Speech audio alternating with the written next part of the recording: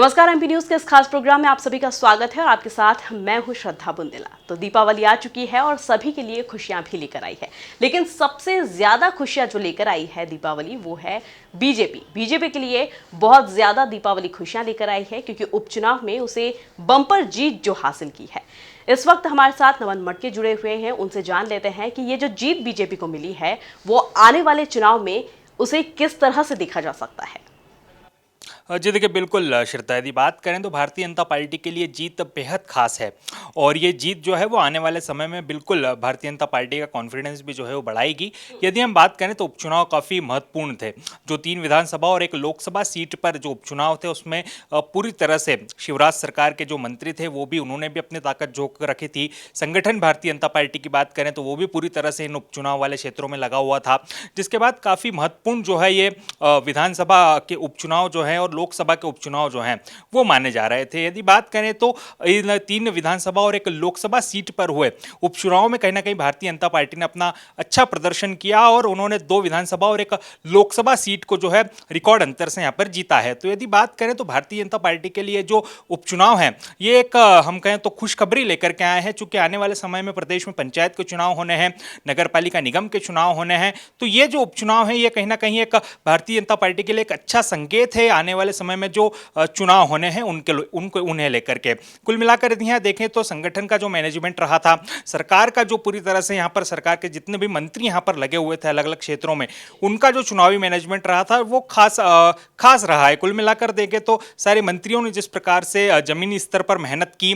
और जिस तरह से उन्होंने अलग अलग उपचुनाव वाले क्षेत्रों में जाकर के जनता को सरकार की जो नीतियां हैं, जो रीतियां हैं वो समझाई। संगठन की यदि बात करें तो संगठन के कार्यकर्ताओं ने जिस तरह से मैदान में यहाँ पर पूरी तरह से मैदान संभालते हुए काम किया, तो ये सारी बातें जो हैं वो भारतीय जनता पार्टी के लिए काफ़ी सकारात्मक है। और आने वाले जो उपचुनाव हैं या हम करें आने वाले जो पंचायत चुनाव और नगर पालिका के चुनाव भी हैं उनके लिए काफ़ी जो है महत्वपूर्ण ये बीजेपी भारतीय जनता पार्टी का प्रदर्शन माना जा रहा है।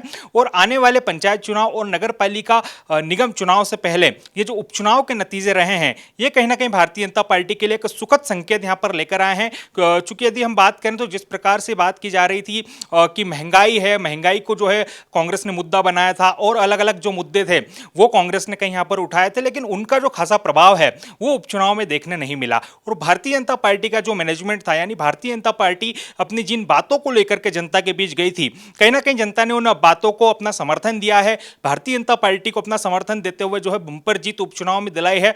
तो कुल मिलाकर यदि देखा जाए तो भारतीय जनता पार्टी से किस तरह से प्रदेश की जनता अब भी अपना सरोकार रखती है वो इस उपचुनाव में हमें यहाँ देखने को मिला है। लेकिन नमन, बीजेपी हो या कांग्रेस, दोनों के लिए उपचुनाव बेहद ही महत्वपूर्ण था, उनकी जीत बहुत महत्वपूर्ण थी। हालांकि जीत के पहले दोनों ही पार्टियां अपने अपनी जीत के दावे कर रही थी, लेकिन महंगाई एक बहुत बड़ा मुद्दा है। कांग्रेस ने सही मुद्दा उठाया भी था, लेकिन क्या आम आदमी की जो जेब है उस पर मार नहीं पड़ी? वाकई में महंगाई तो है, लेकिन क्या लोगों को समझ नहीं आई, या फिर इस कांग्रेस की जो हार हुई है इसे कांग्रेस के अंतरकलह माना जाए, अंतरकलह की वजह से कांग्रेस हार गई? जी देखिए, बिल्कुल यदि बात करें तो महंगाई कहीं ना कहीं एक बड़ा मुद्दा इन उपचुनाव में जरूर थी, लेकिन कांग्रेस कहीं ना कहीं इस मुद्दे को जो है भुना नहीं पाई, ठीक तरीके से जो है उसे उठा नहीं पाई। यही कारण रहा कि जनता के बीच महंगाई का जो मुद्दा था वो तो कम गया, लेकिन सरकार की जो योजनाएं थी और सरकार की जो प्लानिंग आने वाले समय को लेकर के थी वो कहीं ना कहीं ज्यादा यहाँ पर जाती हुई दिखाई दी। यदि बात करें तो जिस तरह से कांग्रेस का जो मैनेजमेंट था उसमें कहीं ना कहीं कांग्रेस यहाँ पर विफल साबित हुई है। जिस तरह से जनता के बीच कांग्रेस को जाना था, जिस प्रकार से महंगाई एक बड़ा मुद्दा हो सकता था, लेकिन उसको भुनाने में भी यहाँ पर जो है कांग्रेस नाकामयाब हमें दिखी है, जिसका परिणाम रहा कि इतनी बड़ी कांग्रेस को जो हार है उसका सामना करना पड़ा है। और लगातार जिस तरह से जो है कांग्रेस के नेतृत्व पे यहाँ पर सवाल खड़े होते थे वो भी कहीं ना कहीं आने वाले समय में एक बड़ी चिंता का विषय कांग्रेस के लिए है। चूंकि आने वाले समय में पंचायत के चुनाव होने हैं, नगर निकाय के चुनाव होने हैं, और इस तरह से यदि कांग्रेस का प्रदर्शन रहा तो वो कहीं ना कहीं आने वाले समय में भी कांग्रेस के लिए एक बड़ी चिंता का विषय है। यदि बात करें तो लगातार अलग अलग योजनाओं को लेकर के जिस प्रकार से शिवराज सरकार काम कर रही है, चाहे हम भारतीय जनता पार्टी के संगठन की बात करें तो सरकार और संगठन का भी जो यहाँ पर समन्वय है वो स्पष्ट तौर पर जमीनी स्तर पर यहाँ पर देखने मिलता है। यही कारण रहता है कि तमाम हम जितने भी उपचुनावों की बात करें या अलग अलग चुनावों की बात करें, भारतीय जनता पार्टी अपना खासा अच्छा प्रदर्शन यहाँ पर दिखाती है। चाहे इससे पहले जो उपचुनाव मध्य प्रदेश में हुए थे 28 सीटों पर, उनकी हम बात कर लें, अभी जो 4 सीटों पर उपचुनाव हुए हैं उनकी बात कर लें तो भारतीय जनता पार्टी का जो प्रदर्शन है वो लगातार यहाँ पर निखरता चला जा रहा है। तो कहीं ना कहीं एक बड़ा सवाल कांग्रेस के लिए है कि आखिर क्या कारण है कि कांग्रेस पार्टी जो है लगातार इतने बड़े बड़े मुद्दे, महंगाई जैसे मुद्दों को जनता के बीच ठीक तरीके से नहीं उठा पा रही, और इसका फायदा जो है वो भारतीय जनता पार्टी ले जा रही है यहाँ पर कहीं ना कहीं। उपचुनाव जिस तरह से कांग्रेस के लिए भी बहुत ज्यादा महत्वपूर्ण था, लेकिन कांग्रेस को उसमें हार का सामना करना पड़ा है। नमन, क्या कुछ कहेंगे आप कांग्रेस के लिए, क्योंकि आगे अब जो है नगरीय निकाय चुनाव होने वाले हैं, पंचायत चुनाव होने वाले हैं। जाहिर सी बात है कि कांग्रेस पूरी तरीके से मैदान में उतरेगी, लेकिन अब किन मुद्दों के साथ उतरेगी? जी देखिए, बिल्कुल मुद्दों की यदि बात करें तो कांग्रेस पार्टी के पास सबसे अहम मुद्दा जो था इस वक्त तो महंगाई का था। महंगाई से चूंकि आम जनजीवन खासा प्रभावित यहाँ पर नजर आ रहा है, और कांग्रेस भी कहीं ना कहीं कोशिश कर रही थी कि हम इस मुद्दे को भुनाएं, लेकिन कांग्रेस कहीं ना कहीं उसमें विफल साबित हुई है। यही कारण रहा कि भारतीय जनता पार्टी का खासा अच्छा जो प्रदर्शन है वो हमें उपचुनाव में देखने को मिला है। और आने वाले समय में यदि मुद्दों की बात की जाए तो कांग्रेस पार्टी को अपना सबसे पहले यदि उन्हें अपनी हार का चिंतन करना है तो उन्हें इस बात का चिंतन करना होगा कि आखिर मैनेजमेंट में कहाँ कमी रह गई। क्या कारण रहा कि कांग्रेस पार्टी के जो हारे हुए प्रत्याशी हैं वो कहीं ना कहीं बड़े नेताओं पर सवाल उठाते हैं यहाँ पर नजर आए। क्यों कांग्रेस पार्टी जो है वो हम कहेंगे माइक्रो मैनेजमेंट पर ध्यान नहीं दे पाई। बार बार बैठकें ली जा रही थी, कांग्रेस के जो बड़े नेता हैं वो कार्यकर्ताओं से जाकर के मिल रहे थे, बावजूद इसके कहीं ना कहीं एक बड़ा जो है हम कहें कि प्रदर्शन कांग्रेस यहाँ पर नहीं कर पाई, अच्छा प्रदर्शन। तो ये एक बड़ा सवाल है कि आखिर क्या वो कारण रहे। कांग्रेस को इस पर जरूर चिंतन और मनन करना चाहिए, जिसके कारण जो है कांग्रेस अपना अच्छा प्रदर्शन नहीं कर पा रही। और यदि हम यहां पर बात करें तो जनता का जिस प्रकार से झुकाव लगातार बीजेपी की तरफ बढ़ता चला जा रहा है, वो भी कहीं ना कहीं कांग्रेस को उसको लेकर के चिंतन का विषय है कि आखिर क्या वो कारण है कि कांग्रेस के प्रति जो जनता का रुझान है वो कम होता चला जा रहा है, और भारतीय जनता पार्टी की तरफ जो जनता है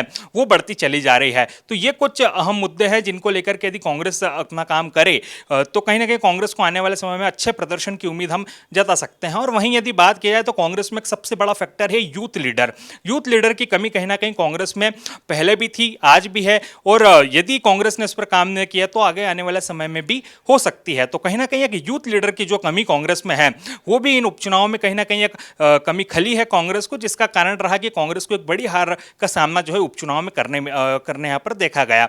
वहीं यदि बात करें तो आने वाले समय में भी बड़े चुनाव मध्य प्रदेश में होने हैं, काफ़ी अहम चुनाव जो है मध्य प्रदेश में होने हैं, और उनसे काफ़ी बड़ा अहम चुनाव यदि हम देखें तो 2023 विधानसभा का वो चुनाव होना है, जिसमें कहीं ना कहीं एक बार फिर मध्य प्रदेश की जनता प्रदेश में जो नेतृत्व है वो यहाँ पर तय करेगी। तो कुल मिलाकर यदि देखें तो इन सारे चुनावों का प्रभाव उस विधानसभा जो चुनाव है 2023 का उस पर भी हमें देखने मिलेगा। और यदि उस उपचुनाव में उस विधानसभा चुनाव में कांग्रेस को अच्छा प्रदर्शन करना है तो कहीं ना कहीं इन जितने भी चुनाव हैं, चाहे वो पंचायत चुनाव हो चाहे नगर निकाय का चुनाव हो, उसमें कांग्रेस को खासा अच्छा प्रदर्शन यहाँ पर करना होगा। जी बिल्कुल। नमन, आपने बैठकों की बात की। बैठकें तो कांग्रेस में होती है, करते भी हैं। वरिष्ठ अधिकारी या फिर जो भी नेता हैं वो अपने कार्यकर्ताओं की बैठक लेते हैं, उनसे बातचीत करते हैं, और जो भी जानकारी होती है वो साझा भी करते हैं।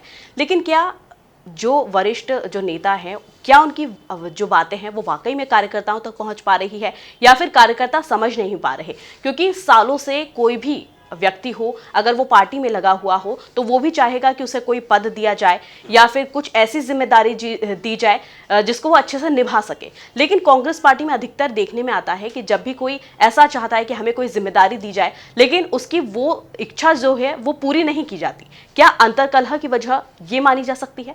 जी देखिए, बिल्कुल कांग्रेस में अंतरकलह कोई नई बात नहीं है। लगातार यदि हम बात करें तो अंतरकलह की तस्वीरें जो है कांग्रेस से बार बार निकल करके सामने आती है, और उसका ही प्रभाव कहीं ना कहीं इस तरह के चुनावों पर भी पड़ता है। और कारण रहता है कि कांग्रेस जो है बड़े अंतर से चुनाव को हार जाती है। फिर जो है मंथन किया जाता है कि आखिर हम क्यों हारे, उसमें तमाम तरह की चीज़ें निकल करके आती है, लेकिन जो चीज़ें बाहर निकल करके आती है उस पर कहीं ना कहीं कांग्रेस पार्टी काम नहीं करती। यही कारण रहता है कि कांग्रेस पार्टी को लगातार जिस तरह से हार का जो सामना है वो करना पड़ता है। यदि कांग्रेस पार्टी सही तरह से अपना चिंतन मनन करे और जनता के बीच यहां पर जाए तो निश्चित तौर पे कांग्रेस पार्टी भी जो है एक काफी मजबूत पार्टी मध्य प्रदेश में है। जो लीडर हैं काफी हम कहें कि अनुभवी लीडर कांग्रेस के पास में है, काफी जो है युवा चेहरे कांग्रेस के पास में है, लेकिन उनका किस तरह से उपयोग किया जाए वो कहीं ना कहीं कांग्रेस पार्टी अभी भी समझने की कांग्रेस पार्टी को जरूरत है। और कहीं ना कहीं शीर्ष नेतृत्व जो कांग्रेस का है, जो दिल्ली में बैठा हुआ है, उससे भी मध्य प्रदेश के नेतृत्व पर अब ध्यान देने की आवश्यकता है। हम देखें तो लंबे समय से जो शीर्ष नेतृत्व दिल्ली में है वो भी उनका भी जो आना जाना है वो मध्य प्रदेश में कम हुआ है, उनका जो ध्यान है वो मध्य प्रदेश से कम हुआ है। तो कहीं ना कहीं इसका प्रभाव भी हमें चुनाव पर यहाँ पर देखने मिलता है। यदि आपको भारतीय जनता पार्टी जैसी एक बड़ी पार्टी जो कि लगातार सत्ता में मध्य प्रदेश में है और उसको यदि आप चैलेंज दे रहे हैं तो कितने आक्रामकता से आपको जनता के बीच जाना होगा, यह भी आपको समझना होगा। किन किन मुद्दों को आपको लेकर के जनता के बीच जाना होगा, इसका आपको ध्यान रखना होगा। कौन सा वो नेतृत्व होगा जो कि भारतीय जनता पार्टी के संगठन को टक्कर दे सके, इसका आपको ध्यान रखना होगा। तो कांग्रेस पार्टी के लिए तमाम चिंतन के विषय हैं और आखिरकार क्यों कांग्रेस पार्टी अच्छा प्रदर्शन मध्य प्रदेश में नहीं कर पा रही, इसको लेकर के कांग्रेस को चिंतन मनन करना होगा। चूंकि आने वाला समय जो है काफी चैलेंजिंग कांग्रेस के लिए यहां पर अब देखने हमें मिल सकता है। चूंकि पंचायत के चुनाव है, नगर पालिका के चुनाव है, तो ये सारे चुनाव भी कांग्रेस को यहां पर जीतने होंगे यदि कांग्रेस को विधानसभा चुनाव 2023 में अपना अच्छा प्रदर्शन दिखाना है तो। जी बिल्कुल नमन, बहुत बहुत शुक्रिया हमसे जुड़ने के लिए और तमाम उपचुनाव की जो जानकारी है वो साझा करने के लिए। तो ये थे नमन जो कि उपचुनाव की तमाम जानकारी हमारे साथ साझा कर रहे थे। तो यहाँ लेते एक छोटा सा ब्रेक के बाद जल्द हाजिर होंगे। देखते रहिए एमपी न्यूज। एमपी की नब्ज, एमपी का हाल, मध्य प्रदेश की हर खबर एमपी न्यूज टीवी के साथ। लगातार खबरों के लिए सब्सक्राइब करें हमारा YouTube channel MP news TV. Latest updates के लिए बेल आइकन दबाना जरा भी न भूलें।